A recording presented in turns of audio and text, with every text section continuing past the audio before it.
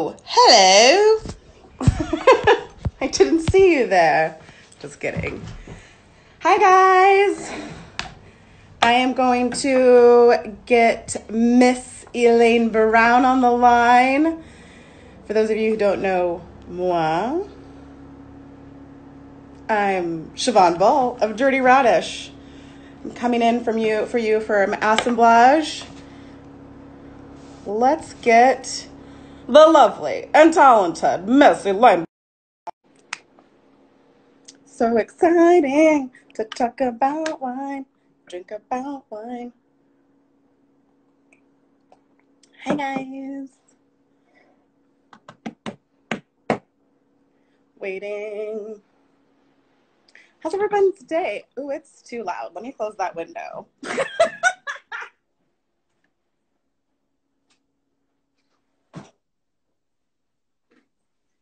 Okay, and I'm back. Let's see if I can't get Elaine on here. Dun, dun, dun. Gonna add one person. Hi, everyone. So nice to see everyone here. Savannah, Johnny.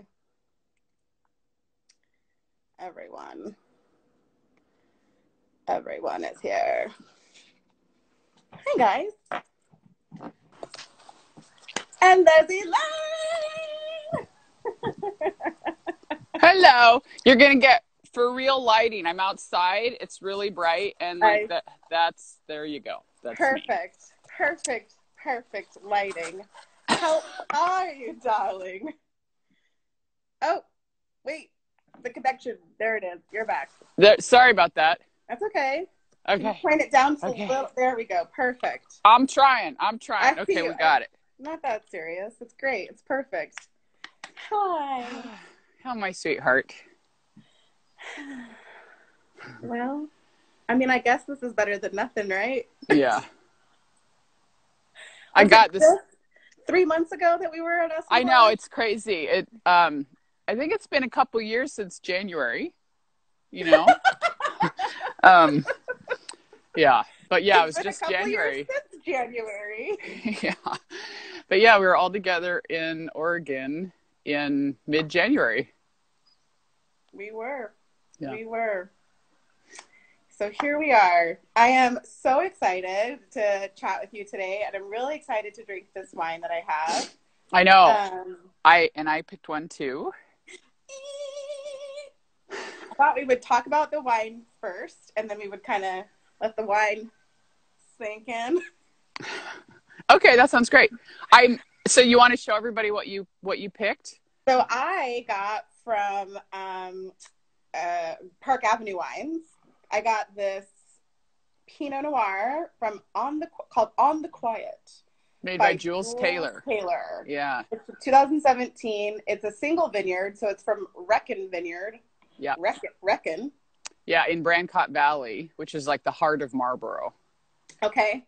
So Marlborough is like one of the main places in New Zealand. Ooh. Yeah, it's a pretty color. Well, and I'm really excited to see what you think of this particular wine too, because 2017 is a really unique vintage for the region. And I think Marlborough is a really unique place for growing Pinot. So Marlborough, of course, is famous for Sauvignon Blanc. But interestingly, vines were, in the whole history of the world, vines were not planted in Marlborough until 1973. Oh. Yeah, and okay. A lot of the wine-growing regions in New Zealand got established alongside orchard-growing areas. Right. But Marlborough is the big exception there. It was really a sheep area, and there weren't really a lot of there really weren't orchards there at all. But and the wine growing up until that point was all North Island. There were no vines in the South Island. Okay. But in 1973, a couple guys, they like snuck down to Marlborough, and it was seriously like this like spy operation. They did this big hunt to try and find land on the South Island because they had this idea that things would go that way. Oh wow! And they found land there in Marlborough, right in the center of Marlborough, and planted the first vines in 73. Oh, wow. So Sauvignon Blanc didn't go in, I think, until 78, though. But by 1990, Marlborough was winning international wine awards for best wine in the world. So pretty amazing, swift rise. But of course, it's known for Sauvignon Blanc. I think it makes really beautiful, lifted, highly aromatic Pinot Noir, though. What's interesting about Marlborough is across all varieties, you get these really high tone, elevated aromatics. Yeah, it is real fruit forward. That is for sure. It's definitely got some beautiful, like the floral notes are coming out a little. I can definitely tell it's New World, you know. I mean, that's like a dynamic thing. What are you going to be drinking? So I have Adarangui Pinot Noir from the 2016 vintage. Okay. And Adarangui is actually the first to plant Pinot in New Zealand in 1980. Okay. The very first Pinot in New Zealand goes in 1980. And in fact, Adarangui still has what is understood in New Zealand as the mother block. It's the original vines are still there. New Zealand actually has its own unique clonal selection called Abel clone, ABEL. And the Abel selection is the first vines in that mother block at Adarangui in Martinborough. So Marlborough is the north of the South Island, and Martinborough is the very southern tip of the North Island. And I don't know, can I turn my camera around, flip my camera? Yeah. How do I do it? On the top left corner, there should be two little arrows. I don't see no arrows. Oh, no. On the top left corner, should be a little flip it around. Because you're like out in the countryside. Can we do this? Can we make this work? I brought a map. You brought a map. Of course. That's what I'm trying to show you because I'm so excited to show you my map, but it doesn't want to do it. Can I? Show me the map. Is it working? Okay, but the point I got you. I see it. The point is 2 islands, right? Okay, but it's all surrounded by the Pacific. Yeah. Marlborough is right here in this little bay in the north. Okay. See up in here in the north? And then the funny thing is directly west on the North Island is Martinborough. But the important point here is Martinborough. Notice that Marlborough is kind of pointing north in its orientation. Martinborough is very much pointing south in its orientation. And notice there's no barriers below Martinborough. Down here, not that far, is Antarctica. Okay. So winds from Antarctica will blow up into Martinborough so that it's a profoundly cold growing region, actually. Marlborough, the Maori people describe it as the place with the hole in the sky. So the thing about Marlborough is that you'll get this rim of clouds around you. But directly ahead, there's always sun. And so the UV levels are incredibly high in New Zealand. And because of the fact that it is in the middle of the Pacific with no other land around, there's literally fewer dust particles in the air to filter out light. And so that's one of the reasons. But then Marlborough, the sun is always out. And so that combination of elevated UV and open sky makes that elevated aromatic expression in Marlborough. Whereas Martinborough, with what I'm drinking, that cold influence from the south extends the growing season. But it also, the Abel clone is known for being more herbal. Okay. And so the combination, you end up with these really savory, deep-toned, but not heavy herbal Pinots. So really elevated, aromatic, lighter-bodied Pinots in Marlborough and really savory, deeper-toned herbal Pinots in Martinborough. Love it. Well, cheers. Cheers. Okay. Cheers.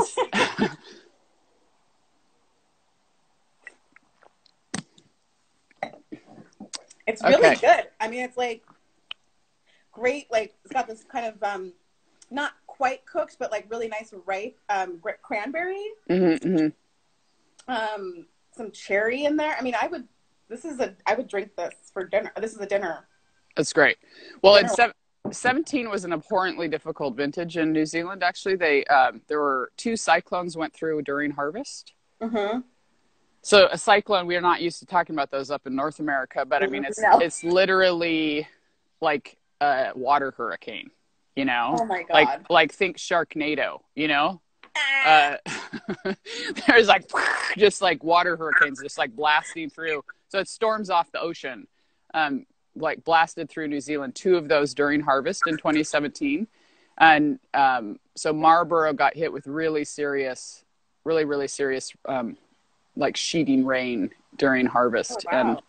And so, yeah, it's important to like know your wine for that vintage. There's some really gorgeous wines from that vintage, Mm-hmm. but you kind of need to know your producer. But Jules Taylor is a real solid, reliable wine. So it's great you So found that. a couple of quick questions coming in. What wine book were you looking at? Oh yes, of course. And I should have said, but yes. So classic World Atlas of Wine is 8th edition, brand new. This is the new Classic. edition. This That's is a a beautiful UK cover. edition. Don't you love this cover? Gorgeous cover. So the UK publisher put it in green, and in the United States we like being profoundly obvious, so they made it red. But yeah, I actually contributed a big chunk to this book. Had the honor of helping to rewrite, I don't know, couple hundred pages or something like that. And so so they sent me both the UK and the US editions. So I love it. yeah. So I have to say, I was doing some research just to know like something about New Zealand before I got on this call with you today. And I stumbled upon this video with a very long, blonde-haired Elaine. Yeah. Yeah. Yeah, you can find photos of blonde brown online. I was like, what is that? I couldn't even imagine. I would have never pegged you for a blonde ever. Well, and it's so I gave the closing keynote at Pinot New Zealand in 2017. Yep. And they recorded it, and so the keynote's online. Okay. Yeah. I just got the little it was like a little marketing thing, and it was like, what do you like about, or what's something like, what do you like about New Zealand, or something that was like cutting through all these people. So it was like cutting through all these different people, and then you just popped up. The blonde hair was ridiculous, but my daughter was able. We got it was pretty amazing actually. She got accepted to a residential art program in 2017, and we don't really have money, but all these people, a lot of them actually in the wine industry, they have watched Rachel grow up because of my presence online. And so all these people did fundraisers and pooled money and sent us the money to help her go to school, which is pretty incredible. And so she lived on campus at this art program for half a year. That's how long the program is. And she, the weekend before she was to check in, she suddenly realized that meant she wasn't going to see me for half a year. And she's like, Mom, I'm going to miss you. And so I'm like, oh, I know I'm going to miss you too. And she's like, well, can we spend the weekend together? I'm like, yeah, sure, hon, anything you want. And she turned around and immediately said, oh my God, we're going to dye our hair. And I was like, oh God, you're kidding me. This was not something I wanted to do, but it was also within bounds of reasonable enough, Yeah. And so I mean, you do what you do to make your kids happy, right? And I had said anything you want. So she said, we're gonna dye her hair, and I said, okay, but you have to do the work. And so it took 2 days to get, this is pretty dark hair. This is natural brown. It took 2 days to get this to the color you saw. The end of the first day was this gorgeous tangerine, like the most beautiful tangerine color I've ever seen in my life. But, tangerine's not really natural hair color. And so we had to do another 10 hours the next day to get it to blonde. But yeah, and then I promised You're gorgeous either way. Blonde, brunette, whatever. I promised to keep it a year, so that was that. There you go. Okay. What do you need? Sorry, my damn keyboard is now stuck up, so I can't see half the screen. How do I? There we go. Okay. Oh, you just gotta roll it down. There we go. Yeah, got it. This wouldn't roll down for some reason. I mean, it's funny to look back when you look back at photo.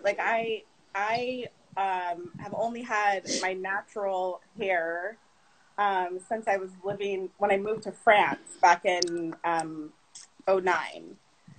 And I was just having a hard time finding people to do my hair, and also to like speak French about what I wanted them to do to my hair. And I was talking to a friend, and my friend said, well, what's your natural hair like? And I said, I don't know. Oh, wow. I was 30 years old, and I had no idea what my natural hair really would look like. Yeah. So I shaved my head. I mean, I was just like ready and just to started fresh. Yeah. Start fresh. This is long for me. Like it's, yeah. It's long. I usually keep it really buzzed, like our friend Julia. I get to say that? Our friend Julia? Yeah, our friend Julia. Yeah. But talk about, I mean, it's so funny, just like hair sets these sort of tones and times, and then it also like can so dramatically change your, like, how people react to you, or people, like, the way they interact with you. Yeah. Like, yeah. No, I actually, when I went blonde, I had people overtly sexually proposition me immediately. In a way that had not happened quite so swiftly. So that's what I've been missing. Yeah. No, it was very weird. And and like people would bring me free food and stuff. Which I've had some of the free food things happen as a brunette, but it was like the concentration of those kinds of events went way up. Okay. When I was blonde. And then, but actually the thing about it for me that was really great, as surprising as this might be to some people, I really prefer anonymity. I inadvertently created a life where I don't quite have that, but I really like anonymity. And, so when I went blonde, it took people like a month and a half to ever recognize me, which was great. I could walk through wine events surrounded by people that otherwise knew me and they didn't recognize me, and I could just be left alone. And then the funny thing is I stayed blonde a year, and when I went back to brown hair, I got the anonymity again for at least another month. So yeah. So here we are. It's I don't know what day it is. It's like April 17th or something. It's Friday, I think. Well, we've had to pivot, eh? Yeah. Yeah. So I'm assuming you had a lot of events and things lined up. Yeah, I would be in Korea right now, actually. Okay. And on my way to Japan this weekend. Wow.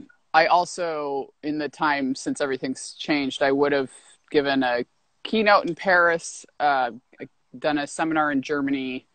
I would have just finished one in Hong Kong, and then several in San Francisco and Sonoma as well. So, yeah, I mean, I had, at this point, I've had over 40 events canceled, and my main income is, speaking engagements. So it's pretty significant. But the truth is, like, and I'm sad about those things, but I also, my daughter who's 20 is here. She has a sort of work that brings her international as well. She's a scuba dive instructor, and in fact, one of the youngest scuba dive instructors in the world. And a lot of last year, she was in really remote areas of the world. And she decided at the start of this year, she was like, "Hey, Mom, do you mind if I just hang out in Sonoma for a bit?" She started working for the school district here. Okay. And it ended up meaning that when all this stuff went down, she was home. And there's just a great relief in that, because we're together, I don't have to worry about how she's doing and stuff. And, so I don't know, we have what we need, and that's the big thing. We have what we need. So I think it's interesting because as I was thinking about us having this conversation today, I think obviously this is on a much larger scale, right? Because there's so many things out of our control. Yeah. But this isn't the first time we or businesses have had to pivot. Yeah. Things change. That's the only thing that's constant is change. Yeah. And so you're always having to sort of reinvent, do something different, try something new. What's like, for me, obviously, like moving to France was like the biggest pivot I ever did in my life, moving there.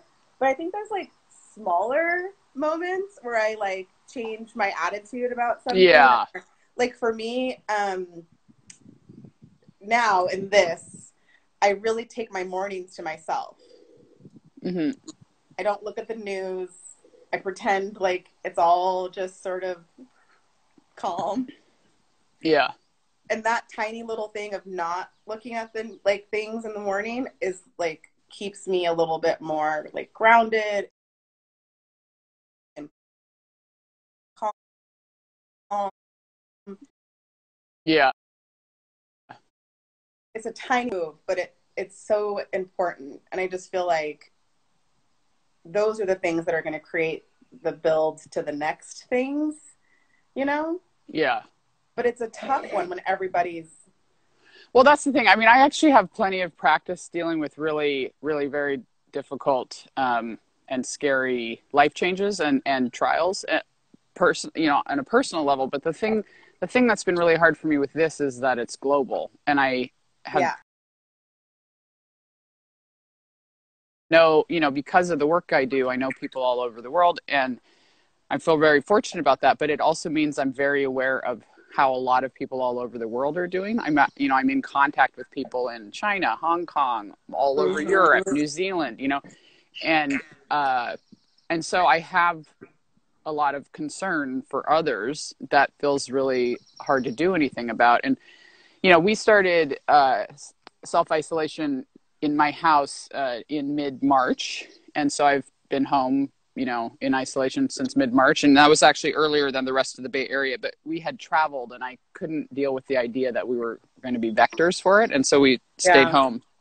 And so we've been housebound for a little more than a week longer than the rest of the Bay Area. But anyway, about this last weekend, I actually hit this point where I just was really kind of feeling buried in the strain of all this, and it had been building. Like I could just feel it would build a little bit every day, the strain. And I finally got to this point where it was really difficult.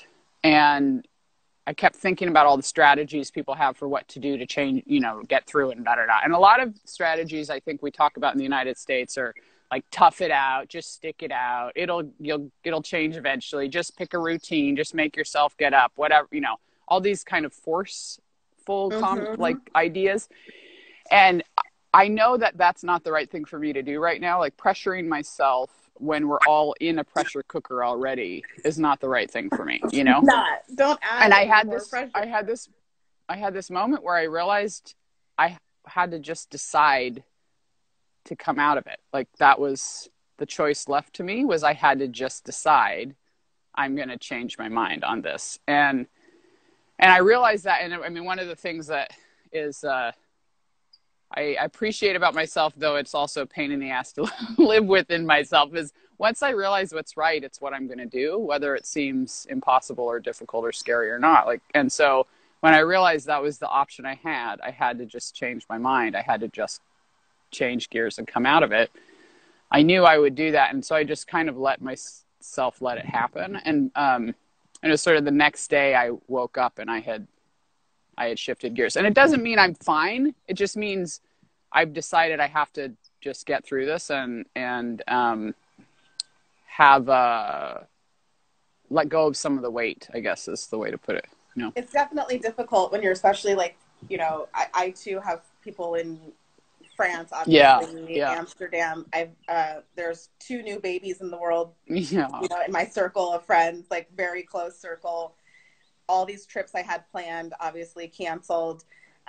So there's this grief of all these things that you have to let go. But then there's also all of this uncertainty of the future. And it's so hard to plan. And I'm watching, people change their business models to sort of accommodate.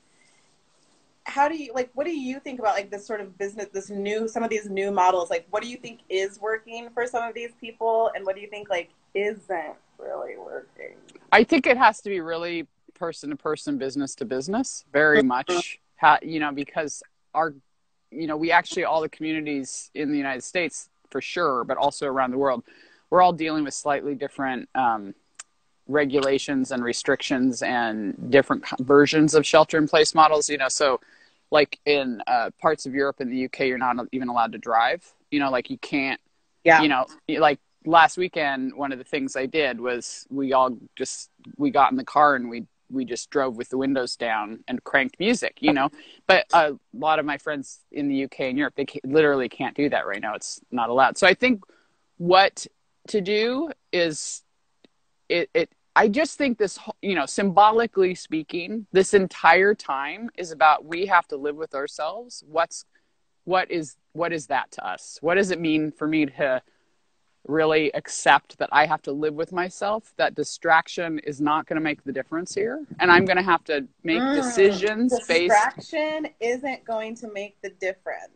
Yeah, because the thing is, you know, so I've spent a lot of time just kind of, you know, as my intuition says, to just checking in with people, you know, and some people like that wouldn't necessarily be expected for me to check into, but at the end of the day, whoever it is I check in with, they're still going to have to go to bed alone, you know, or just them and their sweetie, whatever, you know, but the point is without the rest of the world to distract them. And I just think, you know, symbolically speaking, that's what this time's all about. What do we need to come to terms with? Who are we? What is it going to take for us to get under the distractions we're used to giving ourselves in order to face the reality of who we are and what it means to live with that? And,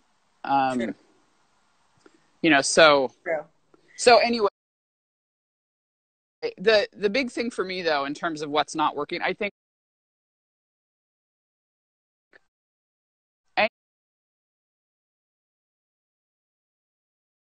any of us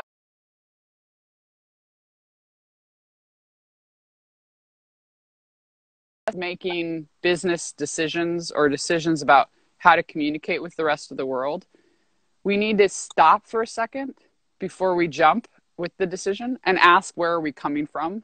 You know, because I think right now is a time to make really intentional, thoughtful decisions that are about, you know, taking care of ourselves and contributing to the community.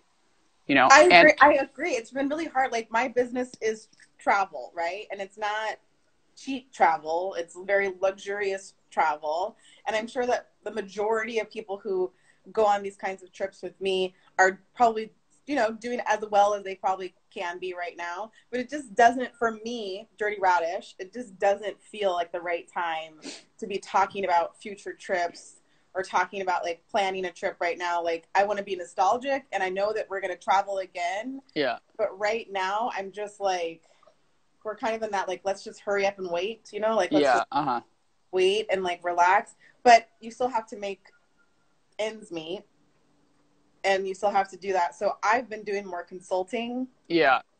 Right now, that's my pivot for my business, is being on the consulting side as much as I possibly can. I also have been, what I love doing, which is curating sellers for people. Yeah. People who can afford that kind of luxury. I'm like, great. You want me to source out some amazing old vintages? No problem. I know the people. Well, that's the thing. If you have the skills that can be brought to that kind of community, that's the appropriate thing to do. You know, I mean, that's why I say, I think the decisions all have to be very much made in recognition of our own situation.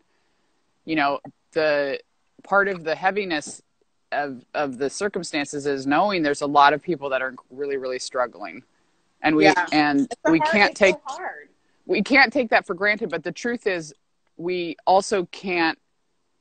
We have to help in the ways we can help. You know, we're not all going to be able to help everybody that's struggling. We have to help in the ways we can help, and that's why I keep saying it has to be context-based, person-to-person, these decisions. I do think, though, that the decisions we make now are going to define our lives, who we are, what we believe about ourselves, and how others perceive us for a really incredibly long time.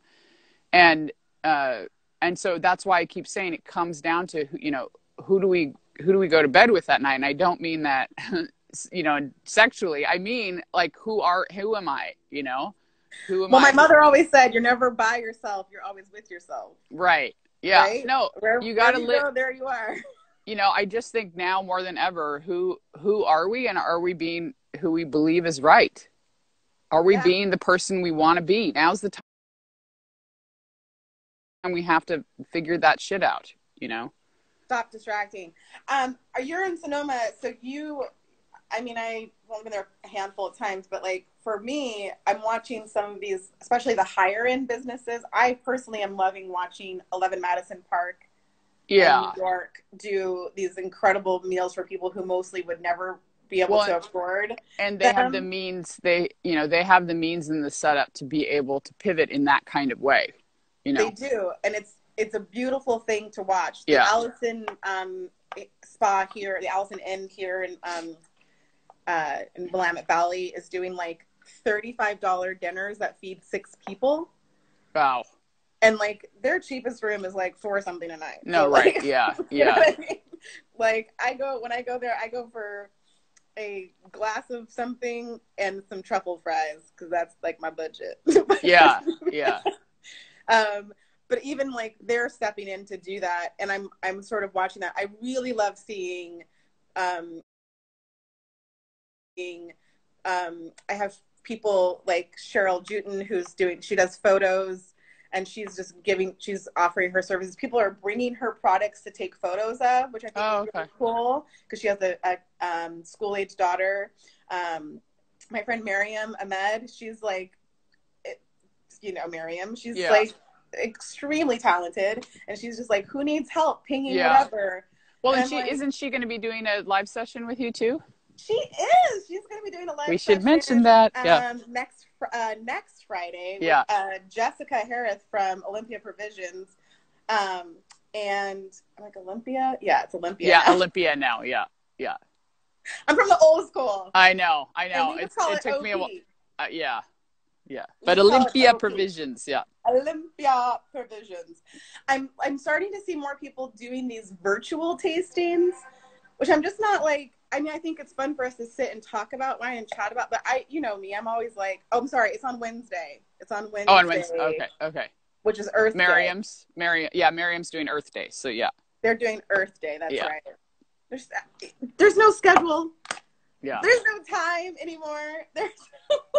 Well, and I've been, California Wine asked if I would be willing to do a webinar series through the month of April. So I've done 2 now, once a week on Tuesdays they happen. And I was really like I said, I've been trying to be really slow and thoughtful in my decision-making process. And I decided, no, I'll do these, I'll feel them out. And they've given me the freedom to pick who the conversations are going to be with. And so then also what the conversations are about, which is why I was willing to do it.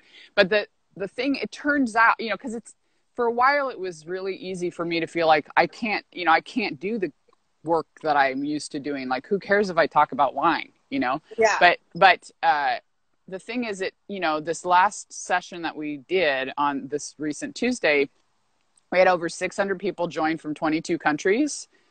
And the reason I bring it up though is because you're amazing. Well, the reason I bring it up is because there were people from all over the world, some of them calling in the middle of the night, and they were so grateful and excited to feel like they got to see real people, and then also ask each other, where are you calling in from? And the experience of calling in live and seeing, a producer they admire share their experience, it turns out like this, it matters. It's the personal connection, I mean, you don't know what people need, what I mean? Yeah. And you need, we have these talents and these gifts, and sometimes you have to just put them out there. Yeah. And just try. I think there's the whole thing of trying. But I also think, like, I can't say this enough, is like right now in this time, be so kind with yourself. Yeah, absolutely. Have grace with yourself, because I mean, the world's kind of upside down right now, right? Like, and not in the funny way. Like, this is weird. Yeah. But this helps. Yeah. Sometimes it helps a little too well, but but yeah. No, I totally agree. I just think I mean, I mean it. I think now is an incredible opportunity to ask if we're being the person we believe in, you know. But part of fulfilling that is, I honestly, I mean, this is like the cheesiest thing ever, but do you love yourself? When you go to bed at night with yourself, you know, do you love who you are? And that comes from two sides, right? Believing in who you are, like actually standing up, rising to the occasion, and being the person you believe is a good person. And also having grace with yourself, like you're saying, and recognizing I deserve to be loved. But here's the thing, like, I think a lot of that distraction motivation that our culture's so used to infusing in ourselves, a lot of the distraction motivation comes from looking for something outside of us to make ourselves feel fulfilled. And at the end of the day, we have to be willing to be the ones that love ourselves and give ourselves the attention we need and give ourselves the reassurance we need and give ourselves the encouragement we need, you know? And I just think that, you know, that's the other side of what I'm saying, where this is an opportunity to ask, am I the person that I believe in being, you know? And isn't that crazy that, like, that's a whole global pivot? Yeah. You know what I mean? Yeah. Like, we've all been forced to, you know, the people who are staying home and like, we're forced to be like, oh, like, I got to do this stuff, you know, like, I have taken it, and I'm not, you know, I took upon myself to be isolated by myself. I manage the building that I live in. Yeah. So I have responsibility of, like, cleaning the building and, like, keeping it sanitized and stuff like that. Yesterday, there's no reason to honk horns right now. I was weeding the yard yesterday, like, stuff like that. But now I'm like, well, I am going to do an hour or two of French every day. There's no reason not to. So I'm, you know, that's my thing. But I feel like if you don't come out of this with, like, a heightened skill, or, like, you know, having read a book that you've always wanted to read, or, like... See, I'm the other way. I actually think it's important that we need not focus on what we're doing. I think our culture is all about doing, and so much of American culture has encouraged us as people to believe our identity and our value is based in what we literally do. I guess I mean more about the things that you said you wanted to do but didn't have the time for. In that way, of, like, but these, like, little things that you, like, want to do, and, like, we kind of have time. Like, I think we have to have this, like, total grace with ourselves. There's no need to, if you don't do anything, that's totally fine. There's no pressure to do anything. But I also think, like, for me, I'm finding solace in, like, growing this part of myself. I think that's, like, great. No, I think that's, I do. I think that's great. And I think that, again, this comes back to what is it that you need? And this is the thing that's making a difference for you. And what I'm trying to say is that the truth is, some of us are going to need the focus to be on our mental health. Absolutely. or on our physical balance, or, you know, and I think removing the pressure of saying, oh, we have all this time, so we should be making all these great accomplishments. I think letting ourselves let go of that is really important. And I also think, I mean, I know a lot of people, their personal identity and their belief in self-worth is based on what they accomplish, what they do for other people. No. And what I'm saying is, now's the time to see that we can shift our self-worth to just understanding I deserve to be loved. Yeah. It is not about what I accomplish. It's not about accomplishing or productivity. I'm thinking in, like, really broad strokes. Like, for me, there's no hours anymore. It's just, the sun is up. Yeah. The sun's not up. Like, that's just me, like, right now. Like, there's either the day or the night. Yeah. Like, I have no hours. Like, I feel like I'm almost more busy now with, like, Zoom calls and meetings and all these things, and I'm just like, I have to tone it down to, like, when I can, because you get overwhelmed, because now you're, like, dealing with people in different time zones even more so than before. And, like, you know, and once again, I think you probably have this too. I'm like, well, that could have been an email. Yeah, no, absolutely. Yeah. You have to get on a Zoom call for this. Yeah. But I'm like, there's just day and night. And for me, filling my days with like, I am so loving reading right now. Yeah, it's great. That is what I am doing for me, is reading. And like, oh, it feels so good to just have the time to read, I guess, too. And you know, these books that have been sitting on my shelf. You remember that episode of like Seinfeld or whatever, where he's like, "You read the book, so why do you need to keep the book?" Oh, that's so funny. No, I haven't watched this show since it happened. It stresses me out really bad, so I can't do it. I have to be really careful about what TV shows and movies I watch, because it's all too visceral for me. You know, like I feel what's happening, and so. Yeah, and so I'm the same. I just have to be really careful. I had to watch the Miles Davis documentary in like 3 parts. I had to watch it in 3 parts. I was like, I can't wait to get to that, but I have to prepare myself.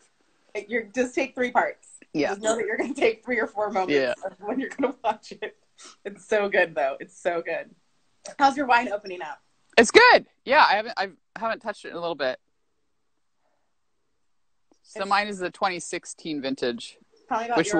Which was not as dramatic, but so it definitely has that like cold season cranberry, like deeper toned cranberry sort of aromatic. I wouldn't call this fruit forward in the way that you called yours. Does yours still seem more fruit forward?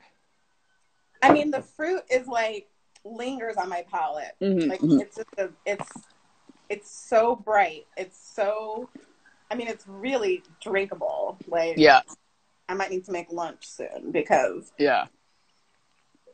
The thing that I think that New Zealand has, you know, so there's regionality across New Zealand, but there's an acidity signature that shows up in New Zealand that it varies very slightly across regions, but you tend to get this really bright, elevated, high tone yet diffuse acid signature, and so it hits really top of the like soft palate, really bright but not aggressive.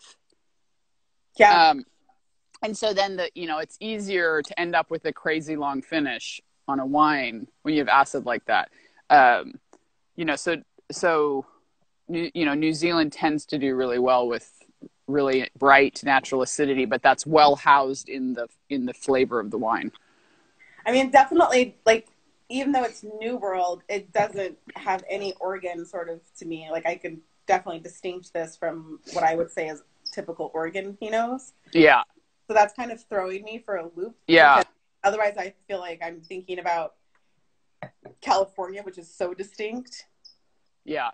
So, I mean, I think of Willamette Valley Pinot as not bigger, but fleshier in the mouth. And then also it's like, somebody tried calling me. So it has a rounder shape in the mouth and a little more flesh to it. And but then the flavors are pixelated. They're like lots and lots of like a whole constellation of tiny little flavors. That's how I think of Oregon Pinot. California Pinot, the thing about New Zealand Pinot is this like flavor intensity with acid intensity, but not a bigger wine. So there's like intensity, but it's not in a bigger wine. Whereas you're in California, you get like bursting flavors. Yeah, that's true. They burst across the mouth. So Oregon, I think, again, a constellation of lots of little pixelated flavors, but in California, like they burst through the mouth. Yeah. And so so all the wines might have similar size in the palate, but the way the flavor expression shows up and the relationship to the acid is totally different in the 3 places. The acid in this is so like, mwah. Yeah, exactly. Remember the curly girl in lipstick club. Yeah. I love that. Yeah. What do you have coming up that people can like find you on or join? Because you are going to be doing more of those California webinars, yeah? Yeah. So on Tuesday, I will be in conversation with Rory Williams. Rory Williams leads the farming at Frog's Leap in Napa Valley. Frog's Leap is this long-standing, avidly organic, dry-farmed, very classic style winery in Napa Valley, and known for Zinfandel and Cabernet, actually. And then Rory also now leads the farming for Tres Sabores, which is, again, avidly organically farmed house. And then he has his own small production sourced fruit winery, Calder, that he makes those wines. But the reason that I asked Rory to join me in conversation on Tuesdays, he's very committed to and aware of the fact that it's actually the vineyard workers that determine the quality of the wine. And so to deliver genuinely sustainable quality wine, you have to be taking care of your community, and that means you're taking care of your people. And so when he took over farming at Frog's Leap, which again, it's a very important winery in Napa Valley, and when he took over farming at Frog's Leap, he's like, we're gonna change how we take care of our vineyard workers and how we think about the people that work for the winery. So that's amazing. He shifted to year-round full-time employees, and they planted a bunch of gardens on the property and created a food program so that there was the work to sustain this. Now that's a pivot. Yeah, exactly. And so that's a pivot I can get behind. I think it's a really important conversation, is like the role that the reality is quality wine. The cellar is the place you can lose your quality, but you make your quality in the vineyard. And people say that kind of thing a lot, but they don't really talk about what it means. And so on Tuesday, that's what Rory and I are going to talk about. What does it actually mean to claim quality wine is made by the people in the vineyard? So one of the questions to ask on Tuesday, someone's asking in our Instagram, is do they offer health insurance for those workers? I'm assuming they do. Yeah, they're full-time year-round. And legally, the way that California law works, if you have full-time employees, you must give all benefits. So yeah, they absolutely do. The other thing that they do that at Frog's Leap that's really interesting, though, is they want the winery employees to recognize they are part of a community. A winery is a type of community. And so, and part of respecting your community is really understanding the role everybody plays in it. And so if you are an office person, you go and you work for a while in the vineyard. You go work in the garden, you work in the food program, and everybody has to rotate through all the jobs to some degree so that they really get how integral each role is. So I think that's so important. I think that is so I tried to do that when I was working in restaurants. I tried to get back of the house people to work in the front, which it's so hard. It's so hard because people don't want to make those changes. But the thing is, it's like we need to, how do we foster a respectful environment, whether it's at home or at work? It shows the respect. It shows respect. It shows because, especially with restaurants, a lot of times people would be like, well, it's this, and it's really hard. Things are, one way or the other. So it's really nice to know that they do that and to see how everyone is like involved in the thing, especially with wine, because it's not just like, oh, let's make a cute label. Like there's so much work and heart and soul that goes into these things. And for everybody to be on the same page and on the same board, it's like, that I feel like that probably shows in that wine. Yeah, no, yeah. There's just a kind of honesty to the wines, all three of those brands that I really appreciate, and I just think I admire what they're doing. That's awesome. So, that's so great. So Tuesday, people so that will be a webinar. Yeah, so if people search my name, Elaine Chukan Brown, Chukan. And say webinar, they'll find that. So that's on Tuesday. And I've got other stuff like that I'm doing, but to be honest, I don't remember right now. That's okay. I don't remember right now. So Wednesday is going to be Wednesday the 22nd. Yeah. Miriam and Jess on the Assemblage Live. I think they're going to be cooking and drinking wine and talking about Earth Day things, which I'm really excited about. Dirty Radish is going to be doing a Dirty Radish After Dark. We're going to be pairing some wine and live jazz, if you can imagine. Oh, great. No, that's great. Wow. My friend George Colligan is a fantastic pianist, and so I'm going to taste some wines and talk about them, and then he's going to pair a song with the wine and talk about the wines, or talk about the songs and the musicians from that. So I'm really excited. He also plays the trumpet, which I'm really hoping he'll bust out for this as well. That's great. That'll be fun. I mean, you know. Yeah. Two things I love: jazz, wine. That's all I want to do. What does the rest of the day have in store for you? Oh my God, so many work meetings. Yeah, I'm actually going to be, a winery sent me their current releases, and I'll be on a Zoom with the winemaker to hear about them. And then I need to interview a winemaker this afternoon over the phone, and I've got a bunch of work calls too. So I mean, I love that you're still working and doing what you love. That's got to be like a nice thing, and that you're in your like beautiful place with your amazing daughter. That video she made was so fun. Yeah, it's great. I love that she said at the end, like in French. I loved that. Yeah, that is really good. Yeah. This is such a great chat. Thank you so much for taking the time to sit with us and like hang out. And I love everything you have to say about everything. Like literally, there's nothing you can say that I'm like, I love it all. This has been great. It's great to see you, and I really appreciate you asking me to hang out. Of course. Yeah. I mean, after our chat the other day, I was like, yes, let's talk some more, but let's take it to the masses. Yeah. Take it to the masses. Great. If you guys want to find Elaine Brown, find her and do those things. We love you all. Thank you so much for coming. We hope you have the best. Is it a weekend? It's the weekend. Sure. I think it's Friday, isn't it? Friday. Yeah. Every day is Friday now. I love you. I love you too. Thank you. Virtual hugs. Yay. Hugs. Yay. Love you all.